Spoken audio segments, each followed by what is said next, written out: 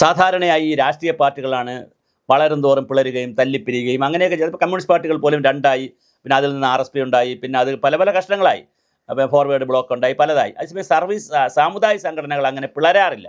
പ്രത്യേകിച്ച് SNDP ഒക്കെ അങ്ങനെ വലുതായിട്ട് പിളർന്നിട്ടില്ല. അതിന് ഗോകുലം ഗോപാലിൻ്റെ നേതൃത്വത്തിൽ ഒരു ചെറിയ പിന്നെ ശ്രീനാരായണ ധർമ്മ സംരക്ഷണ സമിതി എന്നൊക്കെ പറഞ്ഞ് ചെറിയ ചെറിയ ഫ്രാക്ഷൻ വന്നല്ലാതെ ഇപ്പോഴും വെള്ളാപ്പള്ളി നടേശൻ്റെ ഫ്രാക്ഷൻ തന്നെയാണ്, അല്ലെങ്കിൽ ടീം തന്നെയാണ് വലുതായിട്ട് നിൽക്കുന്നത്. ഇതിനിടയിലാണ് വളരെ പ്രധാനപ്പെട്ട ഒരു വാർത്ത വരുന്നത്. NSSൻ്റെ നായർ സർവീസ് സൊസൈറ്റിയുടെ ഒരു പിളർപ്പിലേക്ക് പോകുന്ന രീതിയിലേക്കുള്ള കാര്യങ്ങൾ വരുന്നു. വൈക്കത്ത് മന്നം ദേശാഭിമാനി ചർച്ച അല്ലെങ്കിൽ സംഗമമൊക്കെ അവിടെ നടക്കുകയാണ്. വൈക്കത്ത് നിന്ന് നടക്കുന്നു. വൈക്കം വേലപ്പൻ്റെ നാടാണത്. വൈക്കം വേലപ്പൻ വളരെ വലിയ നേതാവായിരുന്നു NSSൻ്റെ. അതുപോലെ തന്നെ കേളപ്പൻ, അതുപോലെ NB മന്മഥൻ സാർ, മന്നത്ത് പത്മനാഭൻ, ഇവരുടെയൊക്കെ വലിയ കാര്യം. മന്നത്ത് പത്മനാഭൻ എന്നൊക്കെ പറഞ്ഞാൽ അന്ന് മന്ത്രിമാർ പോകുന്നതിനേക്കാൾ വലിയ ആദരവാണ്. ഒരു സ്ഥലത്ത് ചെന്നാൽ മന്ത്രിമാർക്ക് കിട്ടുന്നതിനേക്കാൾ വലിയ ആദരവാണ് പൊതുസമൂഹം. നായർ സർവീസ് സൊസൈറ്റി മാത്രമല്ല, അവരുടെ യോഗത്തിൽ പോണ കാര്യമല്ല ഞാനീ പറയുന്നത്. പൊതുസമൂഹത്തിൻ്റെ ഇടയിൽ ചെന്നാൽ അത് മുസ്ലിം വേദികളിലായാലും ക്രിസ്ത്യൻ വേദികളിലായാലും പൊതുവേദികളിലായാലും സർക്കാർ പരിപാടിയിലായാലും മന്നത്ത് പത്മനാഭൻ ചെല്ലുന്നു എന്ന് പറഞ്ഞാൽ വലിയ സംഭവമാണ്. അദ്ദേഹം കാസർഗോഡ് വൈക്കത്ത് നിന്ന് തിരുവനന്തപുരം വരെ ക്ഷേത്രപ്രവേശന വിളംബര യാത്ര നടത്തി എല്ലാ ഹിന്ദു സംഘടനകളെയും കൂട്ടിയോജിപ്പിച്ചുകൊണ്ട് അങ്ങനെ വലിയ അതിവിപ്ലവം കേരളത്തിൽ സൃഷ്ടിച്ചിട്ടുള്ള ഒരു സമുദായമാണ്, അല്ലെങ്കിൽ ഒരു സംഘടനയാണ് ഈ നായർ സർവീസ് സൊസൈറ്റി.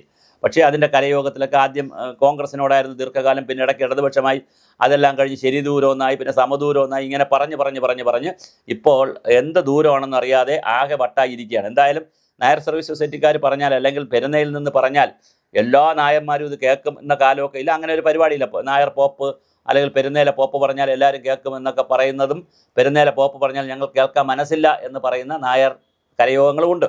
മാത്രമല്ല കരയോഗങ്ങളിൽ തന്നെ നല്ല രാഷ്ട്രീയമുണ്ട്. ചിലയിടത്ത് BJPയോട് ആഭിമുഖ്യമാണ്, ചിലയിടത്ത് കോൺഗ്രസിനോട് ആഭിമുഖ്യമാണ്, ചിലരിന് ഇടതുപക്ഷത്തോട് ആഭിമുഖ്യമാണ്, ചിലർ നിഷ്പക്ഷരാണ്, ചിലതിൽ എല്ലാവരുമുണ്ട്. അപ്പോൾ വളരെ കോംപ്ലിക്കേറ്റഡ് ആണ് ഈ നായർ സർവീസ് കരയോഗങ്ങളൊക്കെ.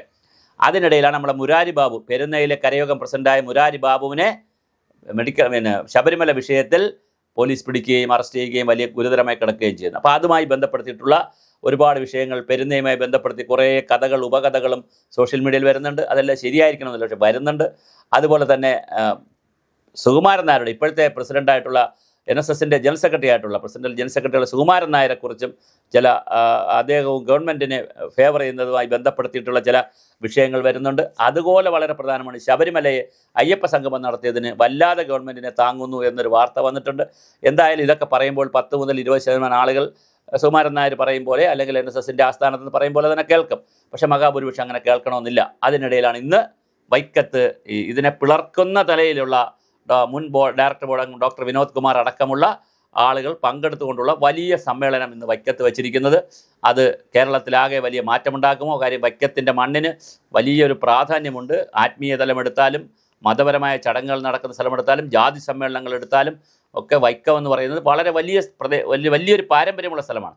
അപ്പോൾ ആ വൈക്കത്ത് വെച്ച് നടക്കുന്ന ഈ സമ്മേളനം സ്വാഭാവികമായിട്ട് കേരളത്തിലെ NSSനെ പിളർക്കുമോ? അതുപോലെ NSSനെ ഇപ്പോൾ തന്നെ കഴിഞ്ഞ കുറേ ദിവസങ്ങളായി NSS ആസ്ഥാനത്തേക്കും ചങ്ങനാശ്ശേരിയിലേക്കും പെരുന്നയിലേക്കും ഒക്കെ വലിയ ജാഥകളും പരിപാടികളൊക്കെ നടന്നുകൊണ്ടിരിക്കുകയാണ്.